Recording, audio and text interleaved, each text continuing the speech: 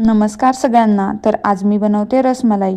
रसमलाई खायला तर सगळ्यांना आवडते, बनवायला फार अवघड असते असं प्रत्येकाला वाटतं, पण असं काहीच नसतं। तुम्ही सुद्धा ही रेसिपी नक्की ट्राय करून बघा।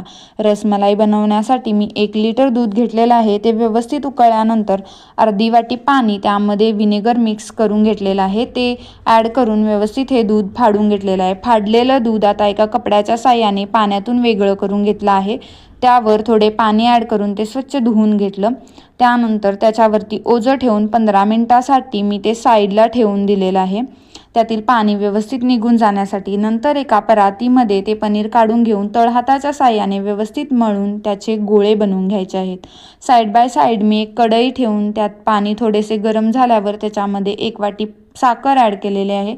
हे व्यवस्थित मिक्स करून ती साखर वितळून घेतली। नंतर त्यामध्ये रसमलाईचे गोळे सोडून घेतले आहेत। गॅसची फ्लेम एकदम लो ठेवा आणि 5 मिनिटांसाठी ते शिजू द्या। नंतर त्यातून ते गोळे व्यवस्थित काढून घ्या आणि त्यातील पाणी साईडला काढा। एक साईडला मी दुसरी कढई ठेवून त्यामध्ये ते थोडं दूध घालून ते उकळून घेतलेलं आहे। उकळलेल्या दुधामध्ये मी 1 वाटी साखर ॲड केलेली आहे। साखर वितळल्यानंतर मी त्यामध्ये थोडासा फूड कलर ॲड केलेला आहे। हे ऑप्शनल आहे, जर तुम्हाला ॲड करायचं असेल तर करू शकता।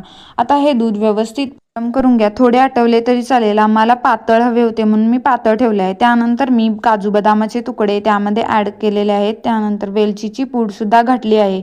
आता गॅस बंद करून द्या आणि त्यामध्ये आपण जे बनवलेले गोळे होते ते आता यामध्ये सोडून द्या आणि 15 मिनिटं यामध्ये ते मुरू द्या। ही रसमलाई टेस्टला एक नंबर झाली होती। तुम्ही सुद्धा ही रेसिपी नक्की ट्राय करा आणि चॅनलला सबस्क्राईब करा। थँक्यू।